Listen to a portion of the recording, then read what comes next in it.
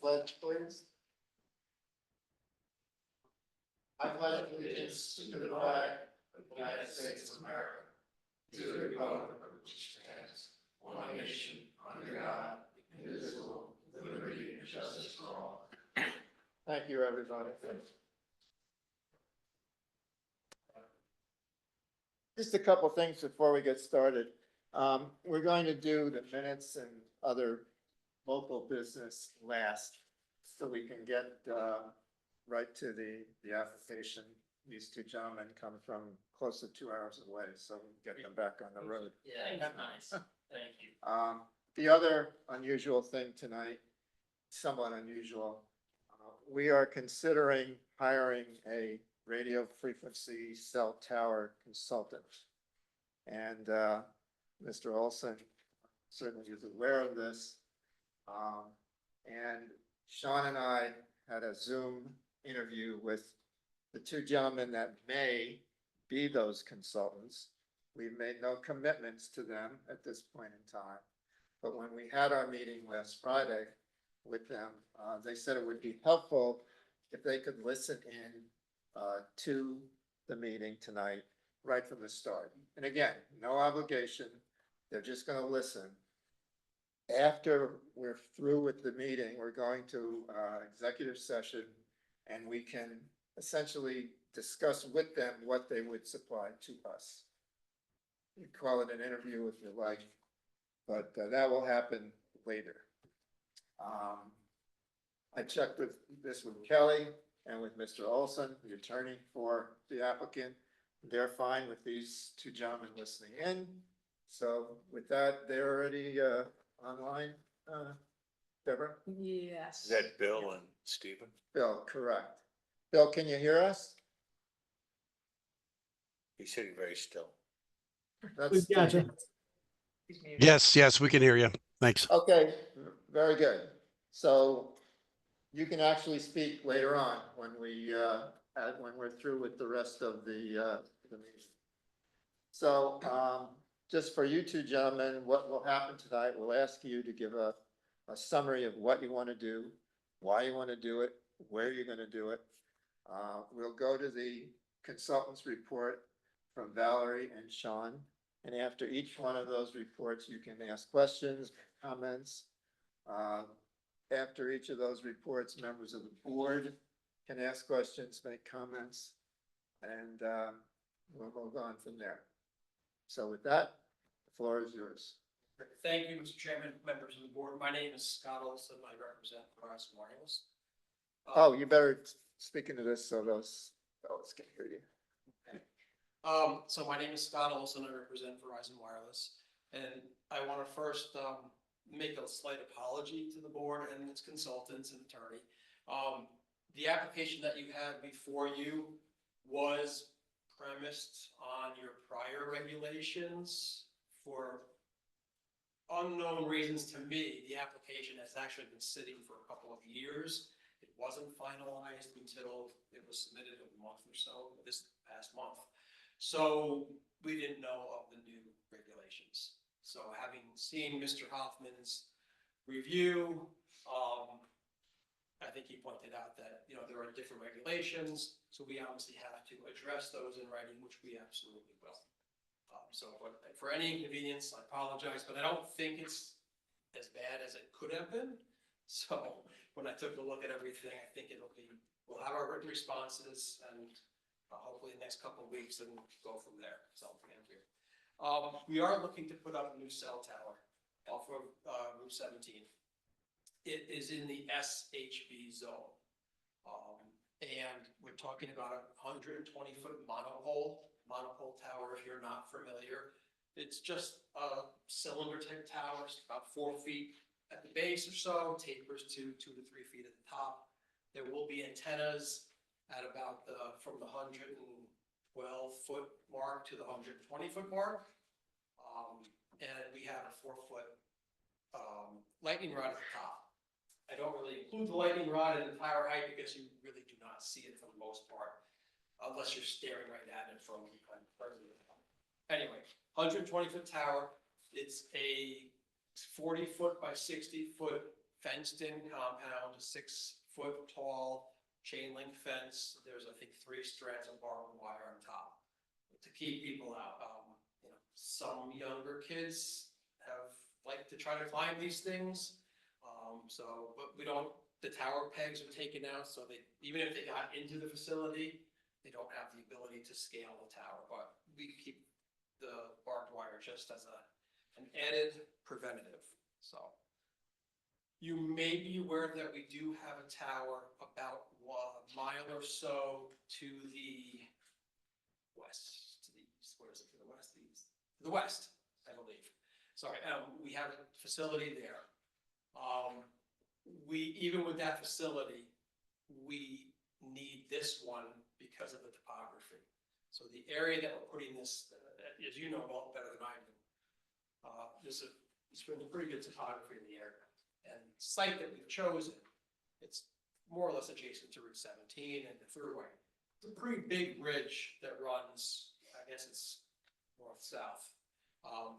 And so we're not even trying to go to the west with our coverage here. We're just really going north-south and to the east because that's where we have the need for the coverage. And we show it, I think it's Exhibit 4, it's Exhibit 5. We have a professionally prepared radio frequency analysis that demonstrates why we need this site. Basically, we have a capacity issue. So many people are using the existing infrastructure that it can't meet the demand. So that creates gaps in services. So we have to provide a new base station that basically relieves the capacity and provides a new service to the area. And we have some nice colored maps that show you where the new service will be. We break it out into 2 different frequencies, the 700 megahertz frequency, we call that low band, and our mid band, which is like 2100 megahertz frequency. So you can see that in your papers. I'm sure whoever you hire as a consultant for the RF part of this, they'll look at that. If it's Mr. Johnson, he's seen our reports before, and I'm sure that he'll have questions that our engineer could answer.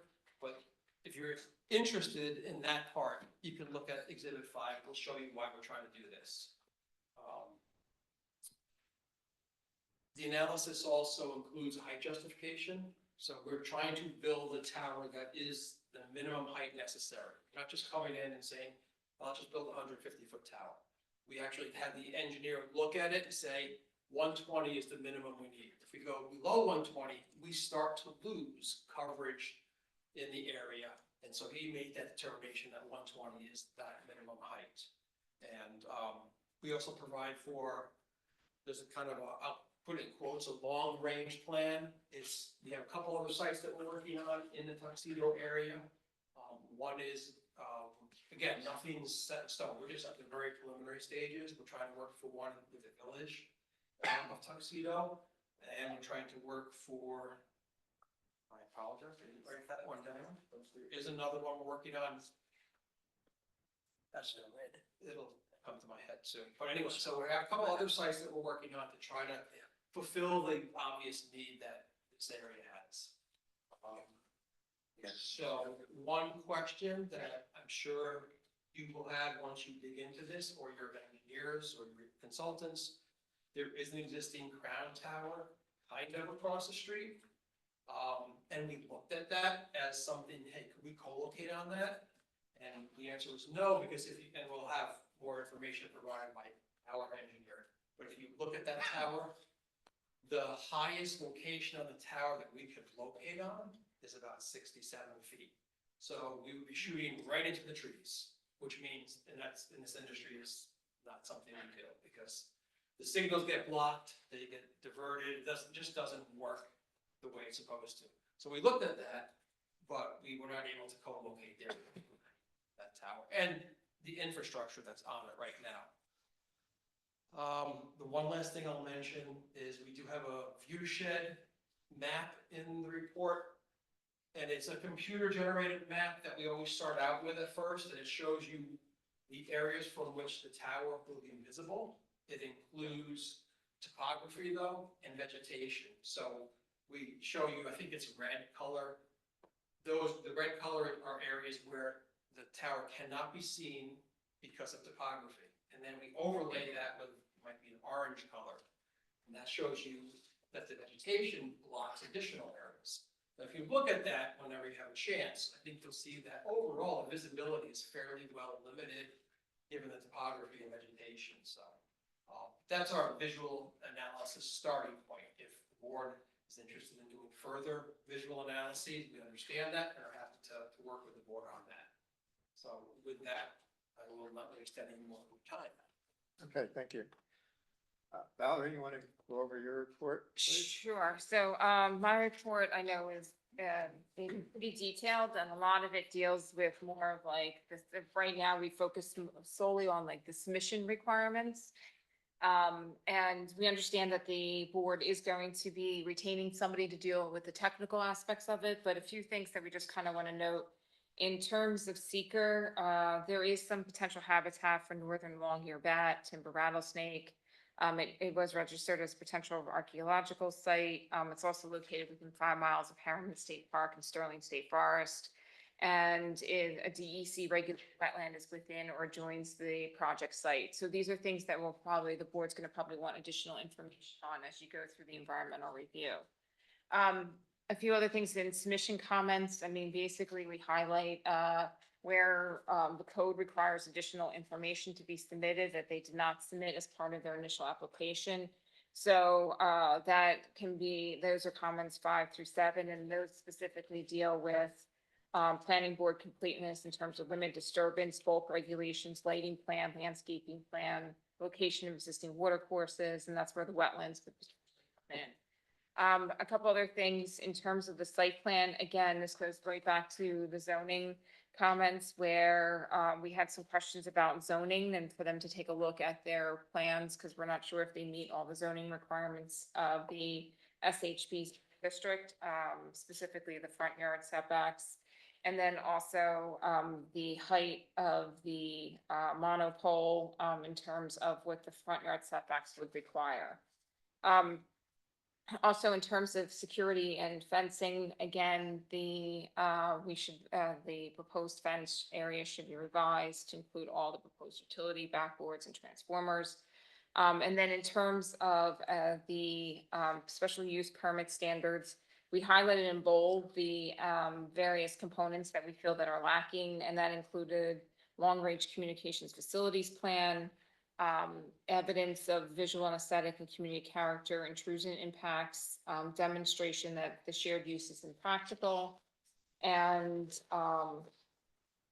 just a couple more. Also a survey of the property, and then vegetation and trees if they're to be removed, a landscaping plan. And then we also just highlighted in our memo, this is again for the board's discussion, a few items that, the board might want to consider for additional information that you might want as part of your review of the application. That includes a viewshed analysis of the visibility zone map, graphic representations of before and after views from key viewpoints, assessment of an alternative tower designs, color schemes, assessment of visual impacts of tower base, guy wires, accessory buildings, etc., and a report regarding alternative tower designs, which could include lattice and monopole structures as well as other designs to minimize visual impacts. So basically the code gives you a lot of deference in terms of design as well as visual impacts to request additional information as this application moves along. Okay, thank you, Valerie. Mr. Olson, is there anything you want to address at this time with what Valerie went over? Yes, thank you. Yeah. I appreciate that. It won't take long, but in terms of the rattlesnake and other potential threatened or endangered species, because we are a licensed communications carrier, it's licensed by the FCC, we have an obligation, a legal obligation, to perform a NEPA report for each and every tower site that we do. NEPA stands for the National Environmental Protection Act. And so it's kind of, NEPA is similar to SECRA, which I'm sure you're familiar with, but the NEPA is the federal. So we have in process right now consultants working on the NEPA report, and we'll provide that information in terms of the rattlesnake We've come across the rattlesnake a few times. I just came across it about a month ago at one of the sites. So we have things we have to do for that. We can't disturb its habitat within certain times. If it's found, you have to basically educate your workers so that if it's found, you don't harm it, you call DEC, there's a whole protocol. Kind of same thing for the northern eared bat. We don't have the final result, but we will have basically a tree clearing restriction. So during a part of the year, we can't clear trees when the bats are in their trees. So we deal with that and work around it construction wise. So I think that was the main thing I wanted to address. Thank you. Okay, thanks. Let me ask the board, if they have any questions on Valerie's report. John, start with you. Ed? I don't have any questions on the report. I thought it was very thorough. Okay, thank you. Thank you. I'm good. I, all the questions that I had, so. There's No. not really on report, I just like a graphic of where this is, I can't, if that's a map, I can't. No, that's not, okay. It's Bill sitting still. I can't see. It's a basic. cartoon image, so Yeah. you don't need to worry.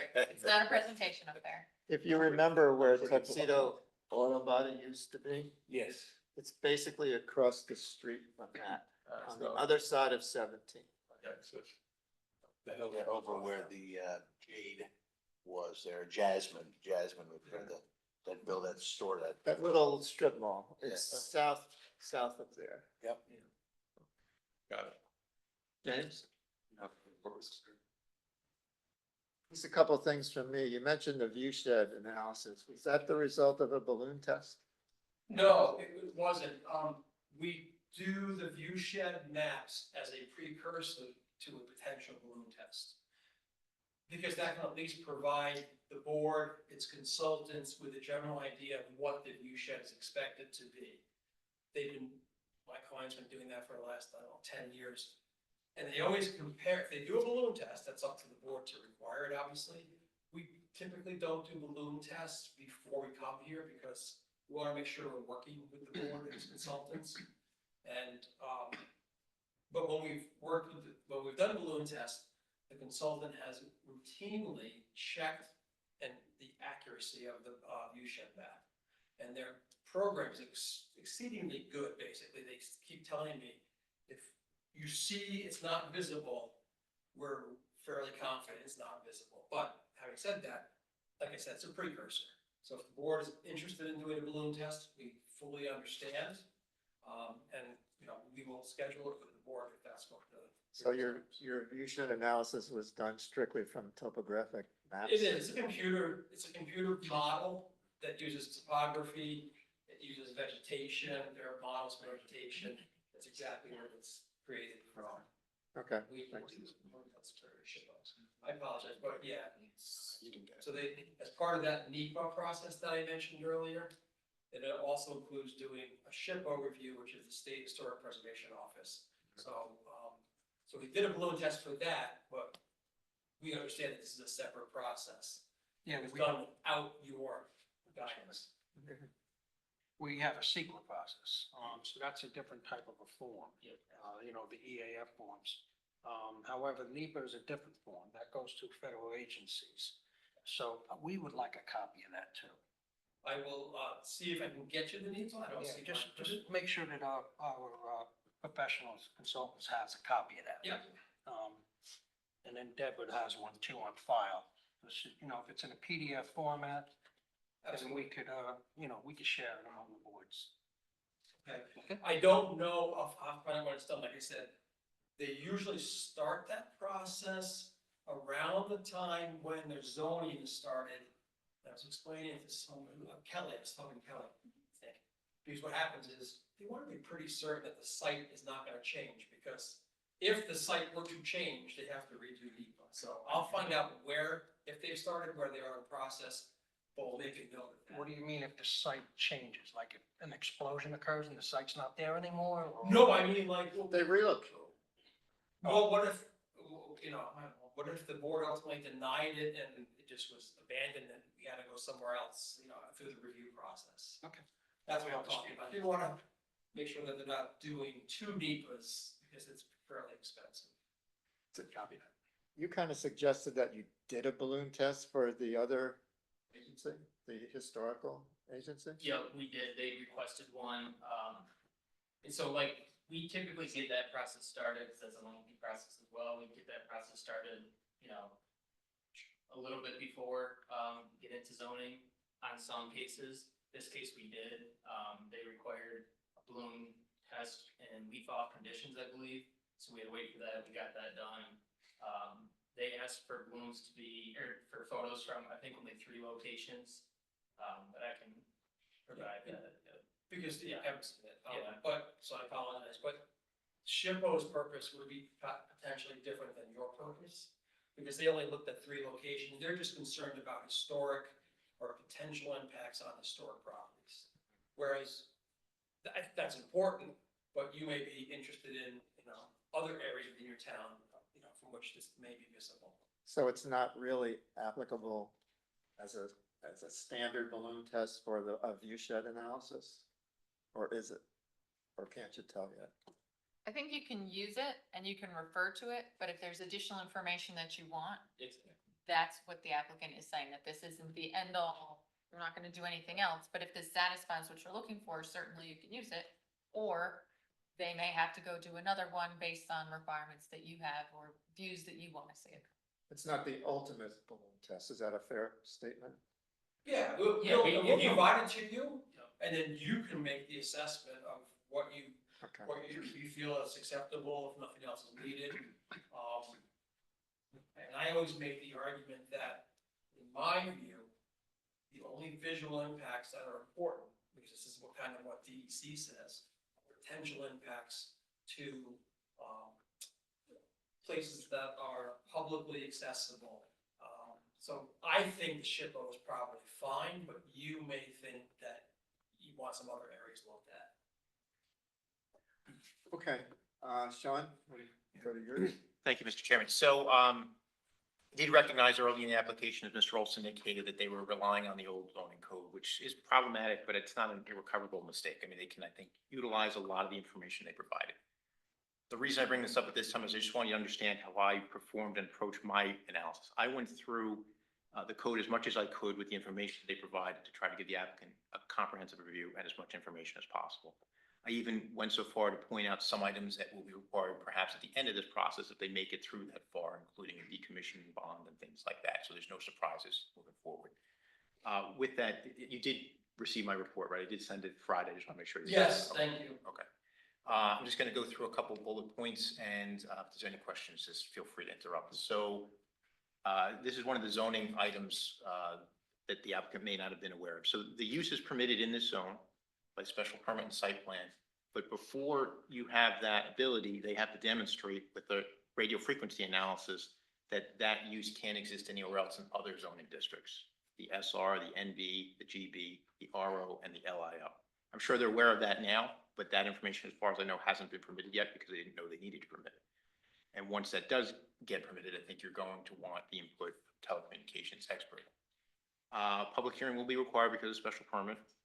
There's an interesting provision in your code that you're required to notify municipalities within 1 mile of a telecommunications facility. There are no municipal boundaries within that 1 mile, but the Village of Tuxedo Park is 1.4 miles. Your code authorizes you to extend that. And so if you want to notify the Village of Tuxedo Park, I would say that you do that. Advise the applicant at this time that you'll be requesting that, just so there's no gap in that, Oh, okay, fantastic. Okay, Valerie went through the application materials. You talked about the visual impact assessment. I just want to make sure, I did not get the visual impact assessment. It was identified in the transmission correspondence as Exhibit 8. I looked, I even went back to the digital file sharing site. There was no Exhibit 8 on there. So I don't think the board has seen what you're discussing this evening. I received it, yeah. You did? Yeah, I was able to access it, to open it. Well, I received the EAF, but I didn't receive Exhibit 8. Is that in all the PDFs that you sent out? Or the link to us to go get it? It goes link. from 7 to 9, 10, 11, 12. 7? So unless, Hold on, What- let me post. What was Exhibit 8? The visual impact assessment that the applicant's discussing. It I don't have a, sorry, maps. Yeah, maybe I didn't, I'm thinking of the EAF. That looks familiar.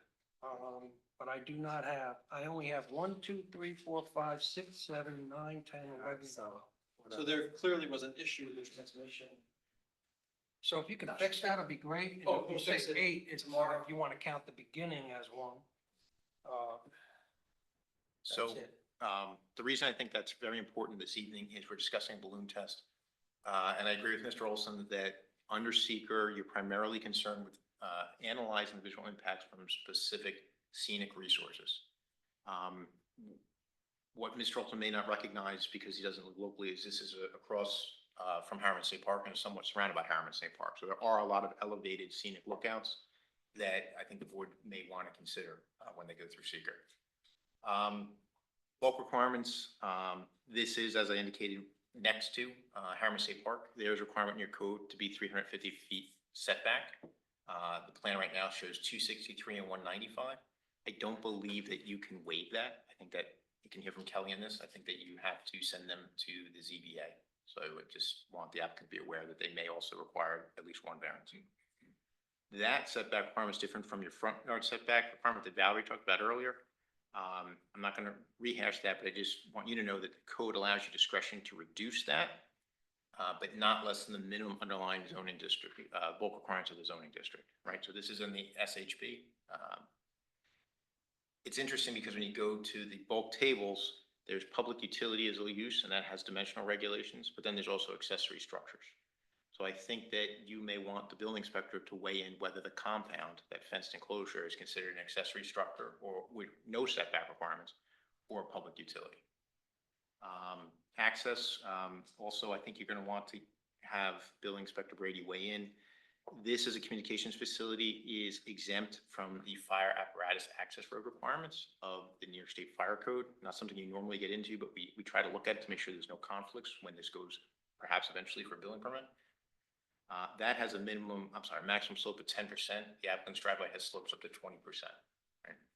So if the building inspector says that that 10% limitation doesn't apply, I still think you want to hear from your emergency service providers, and the application should be referred to them to make sure that they can actually get up to the site if there's a problem. The applicant is providing a fence around the enclosure because of the driveway and where it is and the curvature of the driveway. They may also want to consider a vehicle access gate down by the road, so somebody can't go up there and kind of park at the top of the site and do whatever and not be seen. I think this may also require ARB approval. I'm going to defer to Kelly on that. And the last thing I just want to make sure is if you can discuss with Kelly and the applicant the shot clock. I believe it has told and your time is out on that. So, but again, that's more of a legal issue than an engineering issue. Well, I can jump right into that if you want. Sure. So I think clearly the application is incomplete, because it doesn't address the proper zoning as we've talked about since they got here. So I think the applicant understands that the shot clock is told because the application is incomplete. If by some reason they did not understand that, I think it is clear now on the record. So that's the position on that. Speaking of the clock, I understand that it stopped.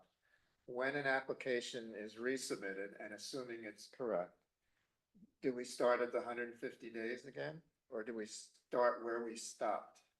Well, you wouldn't start where you stopped. So at that point, when the applicant resubmits, we would be working with the applicant. And I wouldn't be, you have to be concerned with the shot clock, but the applicant also wants to work with the municipality so that you have all of your ducks in a row and basically are working together to make the best project for the community. So if anytime we ran into the issue of the shot clock, we would be respectfully requesting that it be extended. If that is denied, then the board would take the necessary action at that point. So I don't want the board to be too worried right now about the shot clock. Right now, the pressure's on the applicant to get the application back before you, and when it comes back before you, that you diligently put it through your process. So it can be extended, Yes. but when it restarts, my original question, Is does it restart 150? from 150? It will restart from 150. Okay. You say no. Yeah, I would disagree respectfully. I think what the regulations provide for is the shot clock starts on the day you receive the application, and it runs. So in this case, it would run until, I think it would be Sean's letter when we receive that. Because under the regulations, a municipality has 30 days within which to notify us that our application is incomplete. At that point, Or incorrect. incomplete, incorrect, at that point it stops. But then we submit it, and then it starts to go again. No, it doesn't. Well, It, hang on. it restarts at 150 or 90, depending upon I the, don't believe it does, but I'll look into it. yes, and it's a recommendation guideline. I would be, before we get into all of that, what I would respectfully say again to the applicant is while you're determining that it is incomplete, the application that you have before you right now is entirely incorrect. So they're gonna resubmit. Let's just start this over. Let's just wipe that clean. And we will make sure that it is diligently pursued and processed in front of your board before we argue about the different timelines that are involved. And if there are different timelines, then Scott and I can talk about those offline and make sure that we're in agreement on the review of the regulations. Okay. Anything else, Kelly? Yes. Okay. So glad you asked. So I had a couple of issues that I won't go over that Valerie and Sean have already. The one that was, well, there's two that were remaining outstanding. The first is Sean deferred to me. Surprisingly, ARB review is required for this application, solely the way your code is written. So the applicant has pretty much submitted everything to you, but I think it would be appropriate that you see the colors, et cetera, that are proposed for the tower and for the compound. And the second was the EAF. They are going to be required to provide a new EAF. If you saw, it was signed dated 2024, but the underlying EAF mapper, where you usually see the automated printout, that was 2022. So that should be updated for you to consider because there are two additional species. I think Valerie touched on that. But also in doing that, the mapper, you can either choose the whole site or really identify where you're disturbing. They've chose to identify where they're disturbing, and that's fine, except that that doesn't match what's on the site plan. So when they update the EAF, it should match. That being said, what this board can do tonight is you can declare your intent to serve as lead agency and type the action as unlisted. I will prepare a part 2 for you, but I won't be able to do the mailings until we get the updated application. So And the updated EAF. the whole shebang. That way I can refer that to the appropriate agencies, but that way you could do that before your October meeting. And my guess is they've already started working on this since they got the memos. So that would be in, we can start that clock running. Okay, thanks, Kelly. Mr. Olson, you have any response or comments? We don't have to revisit this. No, thank Shylock you. issue. Yeah, no, it's because we agreed that, I think we disagree about how it restarts, we agree that it's told right now. So Okay. any disagreement can be worked out, and again, I'm not pushing it on, we're happy to work with the town, we work with towns all across the state. That's fine. Okay, so let me ask the board if they have any questions. Let's start with James. Yeah, I have a couple of questions. When was the last tower built in Tuxedo? So there was one like a mile away and this one's been on hold for a while. Have any other towers been built since this one started being prepared? That's a good question. So I can only answer that for Verizon. Yeah. And I don't have a specific date. I can try to find it for you because I was only here one other time in my career. Which has been 28 years or so. And I'm thinking that was 10 years ago. I'm thinking it was the one that's a mile away, but I'll confirm. Good. I have another question, which is, are there means to increase the height of the existing towers? That's something that, Oh, when it's a mile away? so no, and again, I would defer or refer you to your wireless consultant when, and if you hire, Mr. Johnson or whomever. Part of the reason we need this new tower is capacity. So it's just that you have so many people using one tower in one area, that one that's a mile away. Increasing it taller does nothing for capacity.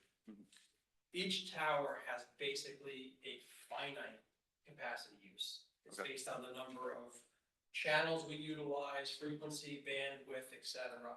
I'll let the engineers talk about that. So the short answer is no, increasing that height will not do anything for the capacity.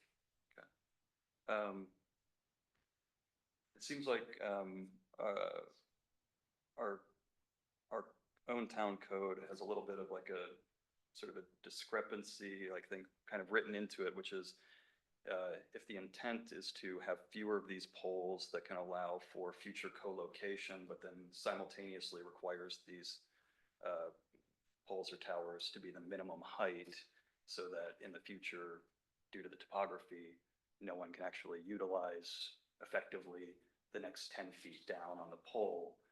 It would seem like we're writing two things in that are at odds and are going to make for future potential applicants, force them to have to build new and more towers as opposed to utilize one effectively.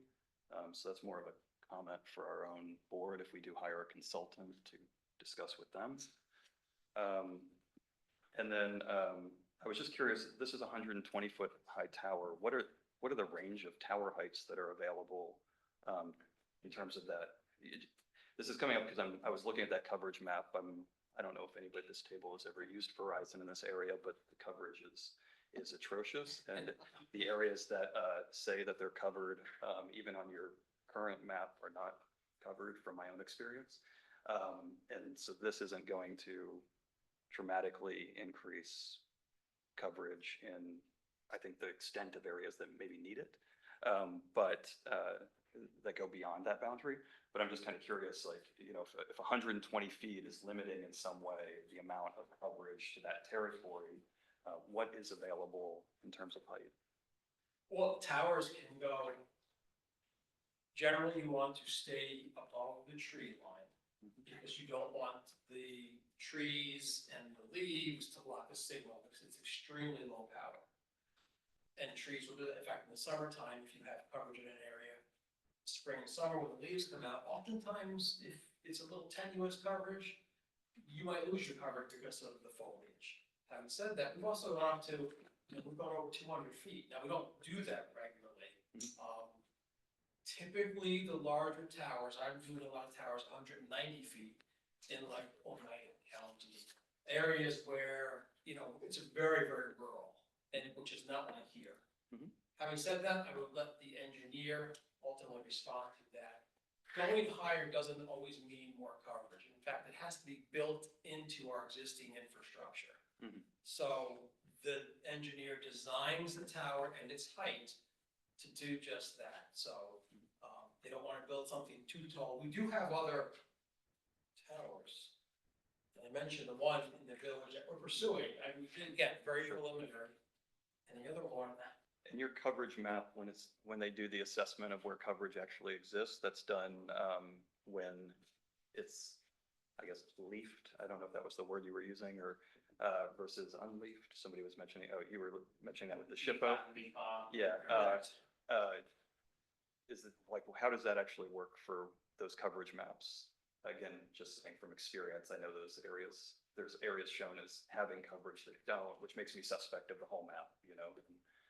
yeah, I understand why you're saying that. I mean, these maps are pretty accurate generally. Having said that, if you see on the map a color that indicates coverage, again, you have to kind of look at the specific color because it's keyed. So sometimes you might see something that might be an orangish color. So it indicates service, but actually that is really not great service. It's kind of the bare minimum service, if that. But we can have our engineer explain how because they have a very extensive model.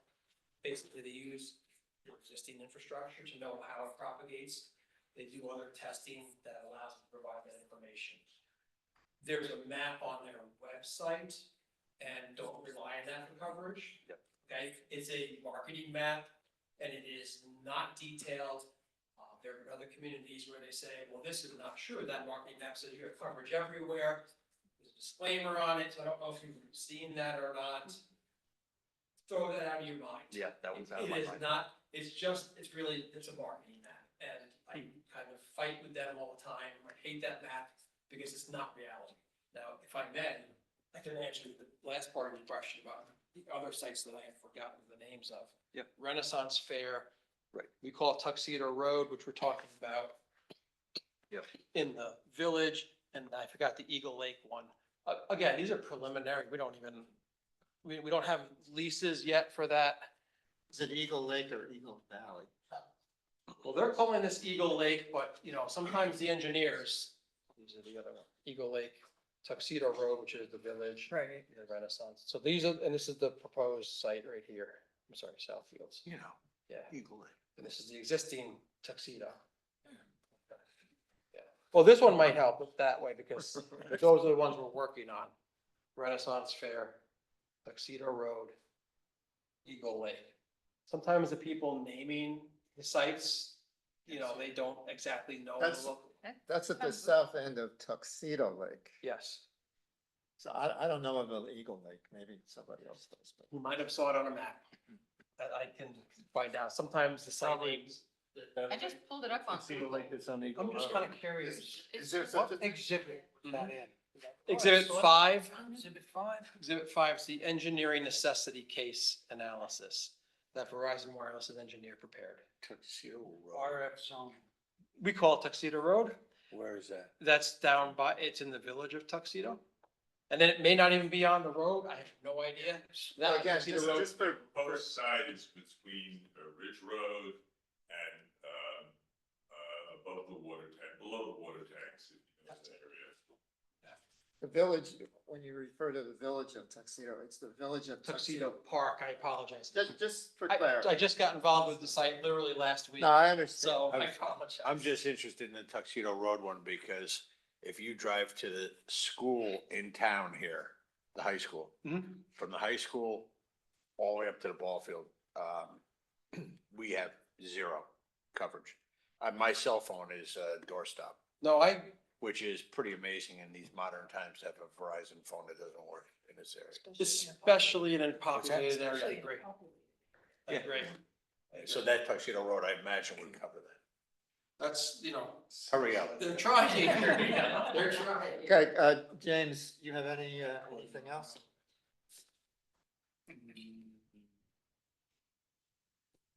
If you do, you can jump in later. Okay. Yeah, I'm good. Bill? Yeah, I'm okay. I'm gonna wait till they get it right before I jump to it. Yeah, I have a couple of things, and I'm jumping ahead a little bit. I'm just curious, the emergency generator. Do you know what the fuel is yet? You maybe haven't determined that. Diesel, and it's 50 kilowatt generator. It'll be typically. diesel. Yep, and Okay. it only runs, well, it runs during emergency if there's a power outage. It also will cycle usually about 45 minutes a week. And it's usually scheduled for generally 10 o'clock on a Tuesday. That's not set in stone, it can be scheduled for other times if that's not convenient. I would question the need, for another tower by the Renaissance Fair, because right up the hill from the Renaissance Fair, maybe you're aware of this, there is a tower. This board approved that 4 or 5 years ago. It's a monopole, and it's on, the old ski area. And I think it's in service. Is that the one that we connect to in Woodlands? I don't know. AT&T? I don't know what we connect to. But there is a tower there, and apparently it's in service. It's been there for 3, 4, 5 years. And having said that, again, I'm just identifying the site. I don't know if the engineer is considering co-locating. These are just the pins he put on the general area. Right. You know, so it could be, what we always do, the engineer identifies the area within which we have to be located. And then they look to see if there are existing towers that we can basically utilize that will satisfy the need. So again, until I saw this report, never heard of Renaissance Fair because it hasn't gotten to my desk. So I just know that I can tell you, they're looking at something in that area. I have a question for you, Sean, that confused me on page 3 of your report. The last paragraph, the setback paragraph, you say, it shows a tower setback 82 feet from New York State Route 17. On the next page at the very top, you say, and it starts on page 3, indicates the tower is set back 144 feet from the New York State Route 17 edge of pavement. Is one the Right away line. one is the property line. Okay, So the right of way there is a little irregular. So Okay. your setback under your code is measured from the property line, or in this case, the right of way line. So if they were to seek a variance for that, it would be the variance for the 82 feet. But what I think they're likely going to ask you to do is ask you to waive that requirement. Authorize you to do. don't we need a setback for the tower proper, that it doesn't fall on anything? Correct, but I think what they're likely gonna say is if they're 144 feet from the pavement, it's just vacant right away, but it's forested, and their tower's 124 feet, they're approximately 20 feet to the good relative to a potential collapse. I don't know if you've measured, but there are a couple of residences, the edge of their property. I don't know how far away those I are. didn't, it's not, there's no residences shown on the applicant's maps, but the applicant did have a note that it was not based on a survey, so, which we recommended that they do provide. It does say it's 180 feet from the nearest structure. Good, that's what I Okay. read too. All right, so that's covered then. And the other thing we can do, it's been done before where the tower can be designed, and I'm not a structural engineer, but, we have structural engineers that will write the letter and design information to basically they overbuild the bottom part of the tower so that it kind of creates what they call a break point or hinge point. So that if there were to be a tower failure, but I will stress, tower failures really don't occur unless they're not properly installed, maintained, et cetera. However, the tower is supposed to break at the hinge point if there was a failure. We can certainly include that in our application so that, your engineer can look at it. That effectively, I'm told, reduces the falls tower. Okay. Ned? Yeah, I do. Sean, maybe you can reiterate what you said earlier about setback on bulk tables, if you're a public utility versus Sure. a regular shed or something? So, yeah, in this particular instance, building off the 82 feet setback that they currently have, right, and they need to be 120 feet, the height of the tower. The code authorizes you to reduce that setback to the minimum of the underlying zoning district, which would be the bulk requirements of the SHB district. If you go to that requirements table, there's a number of different use classifications. One classification is public utility, which has a minimum, I think, 50 feet. Then there's another use classification of accessory structures that has no setback. You could essentially build right up to the property line, although that's not what the applicant's asking for. That's what I'm. In order for you to understand that, I think you need an interpretation from the building inspector, whether the compound is considered a public utility or whether the compound is considered accessory to the tower. Okay. The FCC guidelines, as far as their regulations go, has defined cellular communications as a public utility. So does that have anything? That doesn't come into play with the building inspector. What he'll look at is Okay. and Kelly can tell me if I'm wrong, but he will look at your zoning code and the definitions in your zoning code. And then if a word is not defined in the zoning code, he may rely, I think, on dictionary. There's usually instructions in the zoning code where if it's not defined, where you can go Okay. look. All right, because I'm trying to analyze a little avenue that the attorney may go down.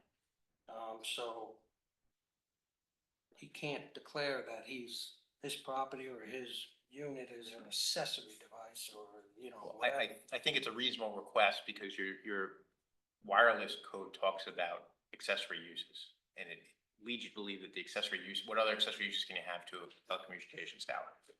The compound. So I think the process would be to get an interpretation from the building inspector. And then that interpretation could be appealed to the ZBA. Thank you, appreciate that. John, any questions? No, I'm good. All right, so one of the things we can do tonight is declare ourselves lead agency and notice an unlisted action for seeker.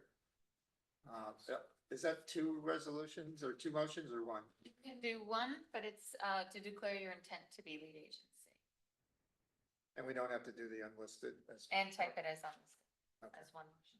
So I'll make a motion to declare the planning board as lead agency and this action as unlisted. Second, all in favor? All right,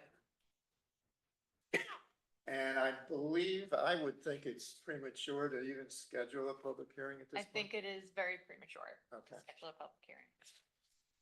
But once the applicant gets their materials in, I can send them out. That starts the 30 days for the lead agency. And once we get them in, Deborah and I can do referrals as well. And this has to do the 239 also, right? Just in case you don't know what ARB is, that's the Architectural Review Board, which is also us. Okay, It's not a separate board. so same board, just different hat. Right, exactly. Mr. Chairman, do you also, does the board want this referred to Village of Tuxedo Park? No, we should. Okay, We should let them know. that's a notification that goes to the municipal clerk of the village, just so you know. Yeah, I want the public to know that they can feel free to email any questions, comments, suggestions. Well, they will get notice of the public hearing. Mhm. You know, they will get letters, right? Yep. So, We can notify guys- Tuxedo Park as well as the fire department. It's Sean requested. Yeah, I just want it to be known out there. There's not too many people there that could be notified. I'm talking about a few, but I like everybody to be aware of it. So, yeah. one final question for me. Does it ever happen where you have a tower, it's operating, and another carrier comes to you for a co-location situation, and you would have to extend the height of the tower? Do you ever do that? And you would have to come back, you would have to come back to us, I would Yeah. think. It's possible, I can't speak for the other carriers, they have their own needs, but they're not, we all don't have the same exact sites. So that creates sometimes different needs, so I can't tell you that they will come to us and never need an extension, I have no idea. But I will say that the large majority of the times, they do not extend the tower. That's, but it's really up to them, and they would have to, if they, I assume that they have to come back to you just to add a carrier for site plan approval at least.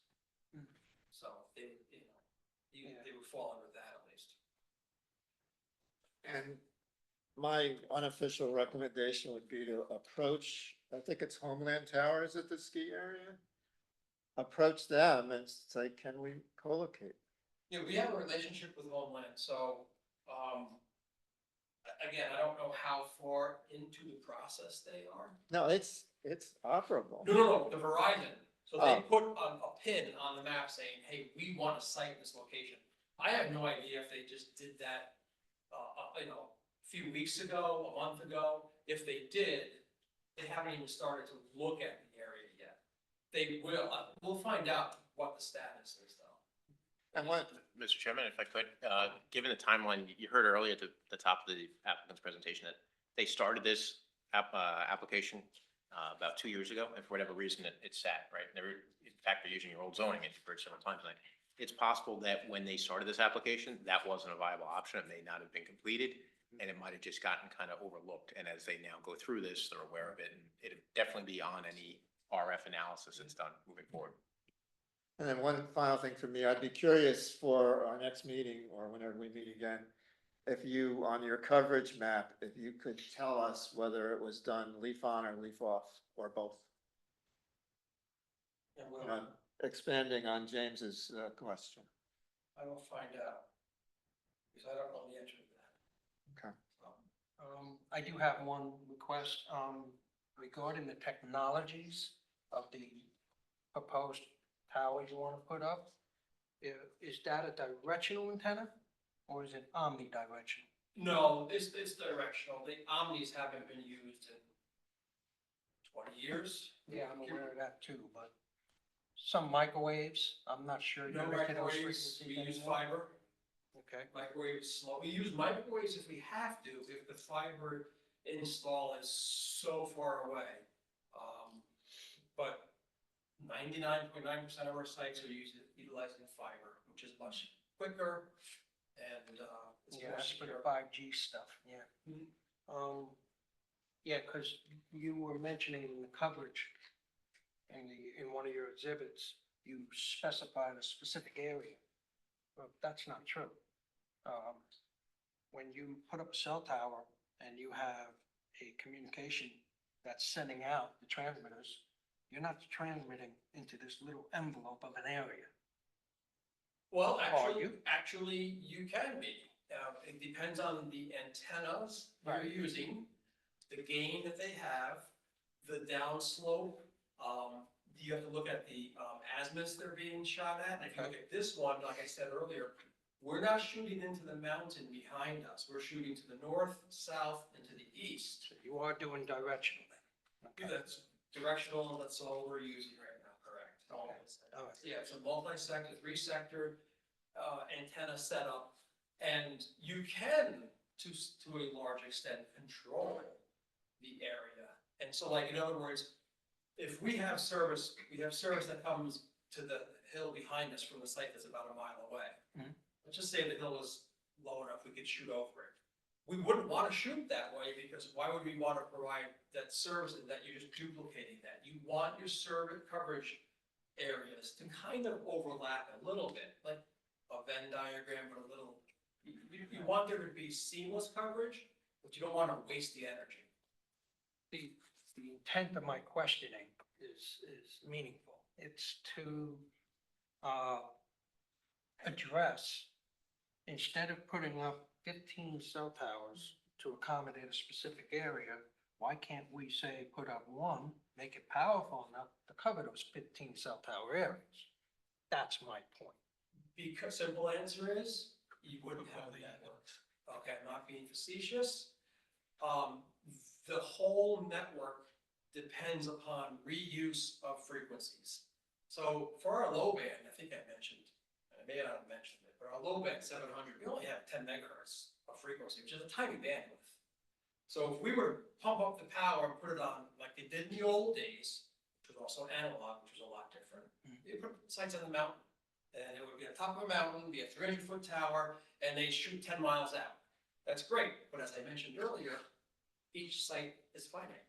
So you're only gonna serve a certain number of people. So they have to reuse the frequencies by making sure that they're spaced out every whatever it is, couple of miles. You cannot just use one site, it would never work. Technology does not exist. Given the huge amount of people that we're trying to serve. Not only the huge amount of people, the fact that most people actually have multiple devices that they want to connect. You know, everybody's connecting their iPads, their iPhones, their computers, you know, and that's just one person out of a 4-person family. You know, so it's all a finite amount of capacity we have. So that's the reason. Well, I appreciate the definition, appreciate that. And our engineer can probably say it much more eloquently than I. Okay, I think that's as far as we can go tonight. I have one question. if I Sure. may. Does the board know if it, I know we have to get you information. Does the board know if you're gonna want to do a balloon test? And because I can provide you, based on those viewshed maps, a bunch of locations from what you would suggest taking photographs from, Yeah, and you can add to it. my recommendation, and I'll ask the board, would be to do one. Does anybody disagree with that? Do what? A balloon test. You can do it. I agree with it. It also depends on the public, on what we get out there. So most of the time, the public really doesn't care. No, well, I care. I care think this- too. I think this Um, board should care. I do, about the I balloon agree. test. We're the voice of the community, so, yeah, let's do the balloon test. So I will, that's what I thought, that's why, again, we don't do it initially except for the ship-off stuff, which is separate. I'll provide you with some more information before next meeting so that, you know, we'll have a bunch of locations. I always say, you know, film's cheap nowadays, so you take as many pictures as you want. So. Especially with the proximity to Harriman State Park. Of course, and you will know better than us if we've missed any locations that we should analyze. Mr. Chairman, I You just gotta want to that make date public. sure everything is clear. So you're proposing to do the balloon test in anticipation of the October meeting? No, Okay. I'm you're gonna give us- proposing to submit information for the board's review, along with the additional information we're gonna hopefully have for you. But I just wanna get that going, because, you know, there are a lot of pieces to the whole. puzzle. Our proposed photo locations, if we're. Yeah. Okay, Yeah. that's the way I'd recommend that you proceed, right? So Yeah. you have not received that visual impact analysis yet, showing potentially or likely visible locations of the tower. Once you have that, I think you have a better idea. The applicant gives you a list of locations or shows them graphically to you, and then you may want to add to those locations. And then keep in mind, the applicant is up against probably a pretty tight window because leaves go off, but then also weather deteriorates. And they have wind concerns and things like that. So it makes sense that you want to do it in the early fall to me. And I think that's a good process to do, where you get a list of where. But they're wouldn't gonna- it be most beneficial to do it when the leaves are off? Yes, but what I'm saying is you don't have, I don't think you have as large a leaf off window as you think you may have, because over the winter, there's a lot of days that you can't fly a balloon.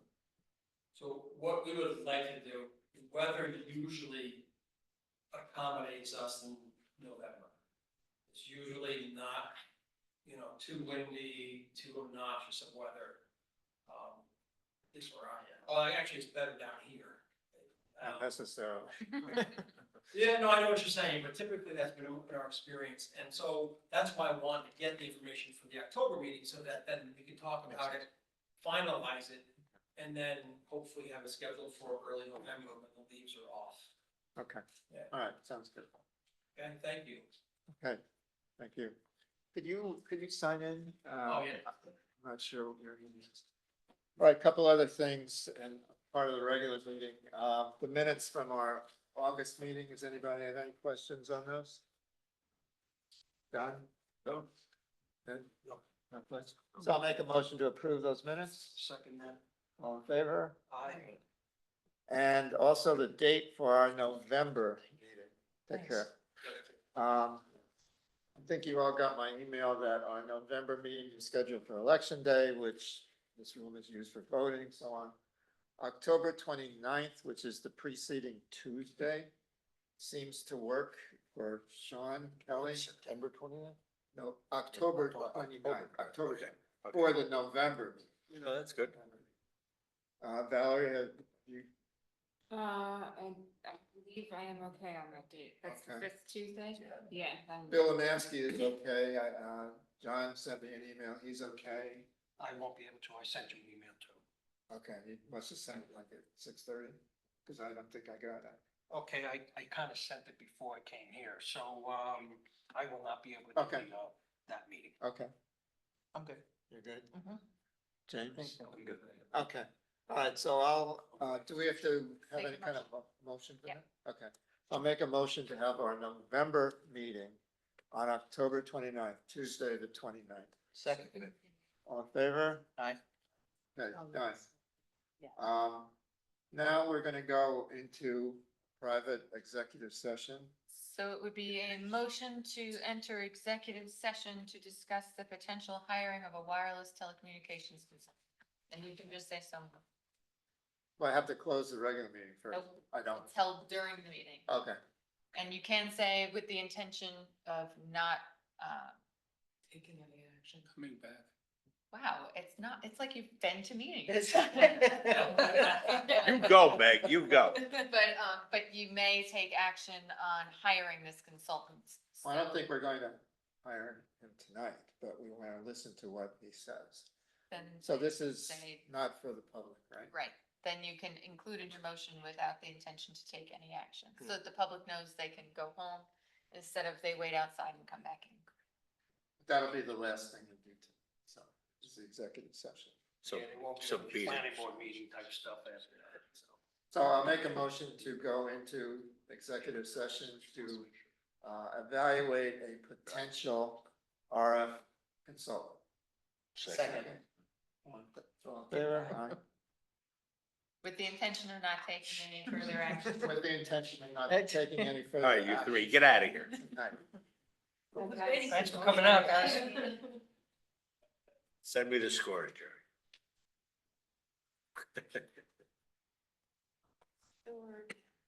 So Bill and Stephen, you're still with us? You can still hear us?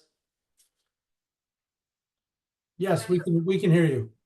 One correction before they get started.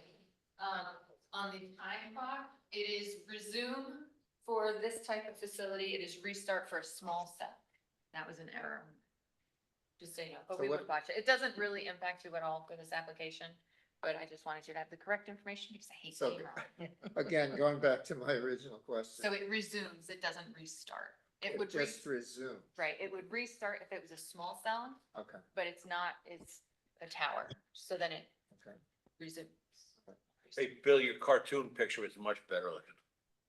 Oh, well, thank you so much for that. I appreciate that. So Thanks we'll, for lightening that. we'll go back to what's good. Bill, before you get started, I just want to inform the board of something that you volunteered during our discussion on Friday. Bill has worked with Mr. Olson. And actually, Mr. Olson has recommended Bill to work with other municipalities. Now, you didn't record the executive session? Not allowed to. Don't do that. Oh. Okay, I wasn't aware of that. All right, so the executive session is closed. So I would make a motion that we hire Mr. Johnson and his associate. I would like to second that. All in favor? Aye. Aye. Okay, I will speak to Dave. And I would hope he doesn't object. Because we did hire one for the other town. Yes. So, and Yeah, it it's seems just- like the vast majority of municipalities do hire. When a tower comes in, absolutely. And I reached out to the consultant that you previously hired, but he's not. Right, I see. So Okay. it's gonna come up again. I mean, they need many more cell towers than they've discussed. So having a way to be educated about it. Well, I think we should be consistent with what we did the last time, if nothing else. Okay, I think that's it. First night. Thanks, everybody. Motion to adjourn. Motion Oh, to I adjourn. thought the executive session took care of that. Oh, a motion to adjourn. A second. All in favor? Aye.